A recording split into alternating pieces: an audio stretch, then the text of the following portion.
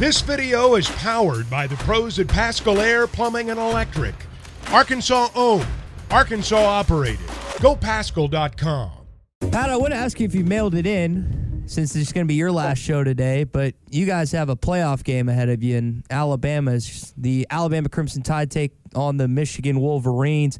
It's still surprising to me that Alabama is the underdog in this game. What's the sense across Birmingham and your airwaves, and how much do you think Nick Saban will maybe utilize that to his advantage this weekend? Well, I don't think there's any doubt there's going to be motivation. I mean, when you have Jim Harbaugh 2 days ago basically say that Jalen Milroe reminds him of his backup quarterback, I think that's some pretty good motivation. I think Alabama loves being in this role. They love being in that role when they went to Atlanta and knocked off the number one team in America, the Georgia Bulldogs. So any time that Nick Saban can pull that type of motivation out of a coach that they're facing or another team, I mean, that's big. But I agree with you, Ty. A bit of a surprise. Not sure if some big money is going to come in before the kickoff of this game on Monday. But I really thought it would be around a pick 'em by the time that we got to kickoff. But it's held firm. The Michigan folks still like their team and at 1.5 ahead of Alabama. Jalen Milroe's story is fascinating. At one point, he was benched this year. I didn't think he had it. He showed me and everyone else that doubted him that we were wrong. What was curious to me and puzzling is the comments that he made this week that former Alabama OC Bill O'Brien was like, hey, you should switch positions. How crazy was that story, especially with talking with Alabama people this week?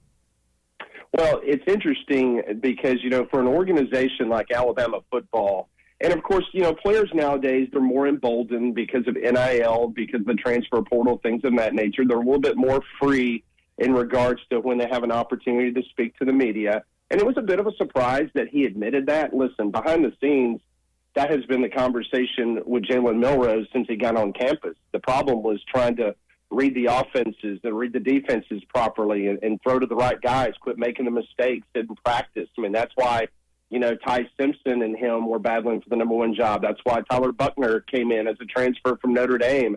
I mean, there was a body of work there that Alabama was not very comfortable with. I know that he's using that as a motivation now, but everybody knew that Bill O'Brien, listen, last year at the Sugar Bowl, Bryce Young's finale down in New Orleans, when they were having bowl practice in New Orleans, Jalen Milroe was lining up at H-back. He was lining up in the slot as a wide receiver. They were absolutely looking at other positions because he is a freak athlete. That goes without saying. It was just the fact that, he wanted to play quarterback. He just needed to be put into a system that they could utilize his talents. And it took Tommy Rees getting here about 6 games into the season before they finally figured out what to do and how to use Jalen Milroe effectively. Pat Smith with us here on the McClarty Daniel Hotline. He's the co-host of Three Man Front in Alabama. Pat, you mentioned kind of reading defenses. Part of that is watching film, kind of diagnosing what certain guys and certain coaches are trying to do. In terms of film this week, Alabama has an interesting twist. Usually players can take their iPads with them, go wherever, watch film, the hotel, outside the hotel or whatever. But because of the Michigan stuff, it's restricted to team meetings in rooms. Is that solely just because of what Michigan was caught doing with Big Ten and also in the college football playoff?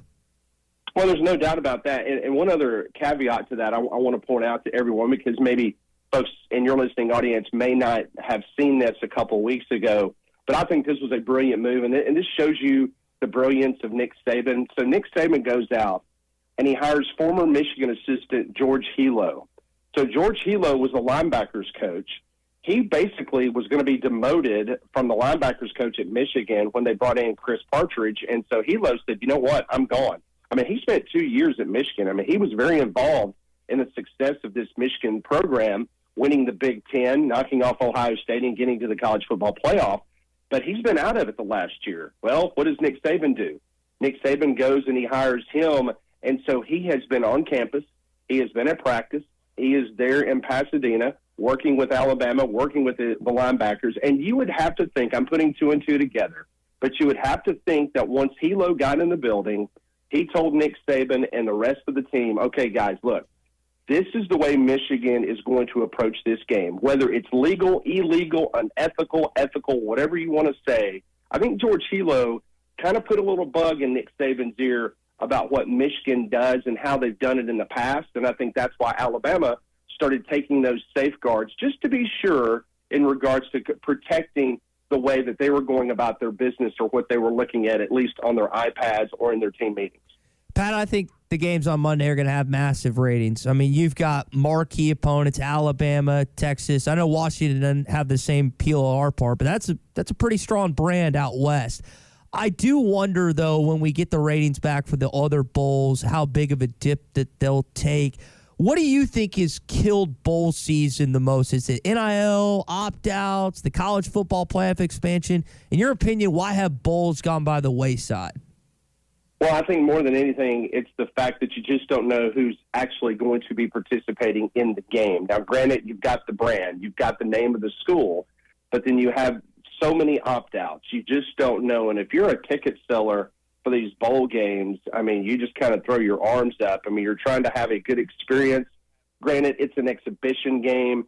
I know people in Las Vegas have been gritting their teeth because every day you just don't know what starting quarterback at the last minute is going to decide they're going to sit out, or the top defensive player, linebacker, is going to sit out the last second. So I think more than anything, the opt-outs have controlled the issues with these bowl games.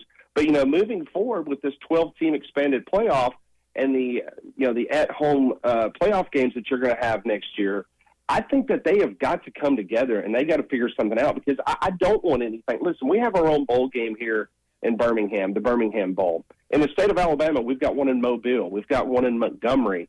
Needless to say, you know, not too far away from you guys, at the Liberty Bowl in Memphis today, they're going to play a historic bowl game. You know, what's the history or what's the future moving forward with the Liberty Bowl and these other, you know, let's just be honest, second-tier bowl games once that this extended playoff happens? So I'm very concerned with that, because I'm a historical, old-school type guy when it comes to college football. I would hate to see anything happen to those games, because I do think that there's a place for it. It's just that they've got to get in a room and they got to figure out what's going to be best for the overall growth of the game, especially for the non-Power 5 schools. So I think we're getting nods across the room, Pat, on that. Mm-hmm. And I'm putting you on the spot. It's, again, Pat Smith's with us here on the McCarty Daniel Hotline, co-host of the Three-Man Front. What's the solution? Well, I haven't taken any calls from Bill Hancock lately asking me my opinion. But if you were to ask me, I think that you integrate the bowl system somehow, perhaps, in the college football playoff. Now, they're already doing that with the upper-tier bowls, but I'm talking about, you know, what's going to move forward with, like, a bowl like the Liberty Bowl. Heck, I was reading an article in the Dallas Morning News just a couple mornings ago, and the Cotton Bowl folks were kind of, you know, throwing their arms up in the air, kind of questioning, okay, you know, where are we going to be in all this once this is all said and done with this 12-team format? So I don't think it's a very complex question, you ask me, and I don't think that any of us, as much as we do follow and love college football, I don't think that there's a simple answer. There's going to be people like Greg Sankey are going to have to get in a room and they're going to have to try to figure this out. I just don't think that there is a simple answer, but I do think there is an avenue or a pathway where we can have all of these bowl games and still have the growth of the game. You kind of alluded to it there. Are they going to expand the playoff? I mean, we're going to 12 next year. I mean, how quick they said 4 was going to be a while. It wasn't. When are they going to expand the playoff, Pat? Well, I mean, some people say just adopt what the FCS does. You know, why not? I mean, you know, everybody was so worried about these kids not being in class and, you know, taking all this time off. Well, I mean, how many people are concerned about FCS schools? I mean, they put together a bracket. They you know, seed a tournament, and they go about their business. They've been doing it for a long time, and they've been successful, and it's a good product, and it seems like fans tune into it, and they enjoy watching it as well. Listen, it's a matter of time. I mean, we heard it at the end of the BCS. Once Alabama and LSU, you know, you had the rematch down in New Orleans in 2011. Everybody was like, we got to get rid of this. That's the BCS. Okay, here we go. College football playoff. This is great. Oh, yeah, 4 teams. Fantastic. Then all of a sudden, everybody was griping and complaining about the 5, 6, and the 7 teams that left out. Well, we all know what's going to happen now. They're going to get ticked off because the SEC is going to have 4 or 5 teams. Big Ten's going to have 4 or 5 teams in the playoff, and then you're going to have 2 or 3 teams scrambling to try to get a spot in the college football playoff moving forward. And then that's going to make everybody say, well, you know what? We just need to change that. We need to go to 18, or we need to go to 24. whatever the case may be. But it is just a matter of time that will be a conversation that you will see people having. Pat, here's the last thing for him. We, again, appreciate you joining us on our final show of 2023. So we got the expanded playoff next year. I don't think it's going to happen in Tuscaloosa. If Saban can convince Bryce Young and Will Anderson to beat the tar out of Kansas State, I think he's not going to have a problem convincing kids to play for a national championship. Will we see for the first time ever a young man opt out of the college football playoff next year? You know, you might have. Listen, I think it's more likely. I mean, let's take these conference championship games quickly. Let's just say next year you have a situation kind of like you did this year. You have Alabama and Georgia. Well, based under the system for next year, both of those teams pretty much would have already qualified for the college football playoff before they went to Atlanta.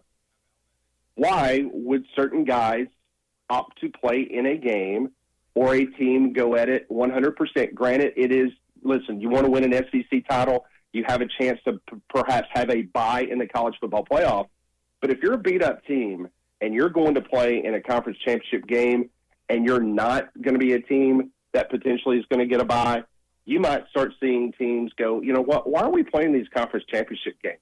Let's just bypass that and not even have those type of title games. I think you're more apt to see potentially that type of conversation as opposed to certain players deciding that they are just going to opt out, because that is such a bad look, especially when your team is playing for a title.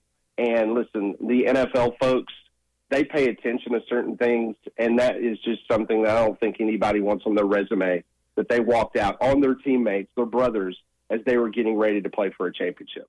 BetOnline is your #1 source for all your betting needs. Get the latest odds, lines, and matchup reports for baseball, boxing, golf, and more. BetOnline continues to be the fastest and easiest way to place your wagers, including live betting and your favorite casino and card games available to play right from your phone. Head to the website or use your mobile device to sign up today and get in on the action. Remember to use our promo code BELIEVE, that's BLEAV, for your 50% welcome bonus on your first deposit. Bet online, where the game starts.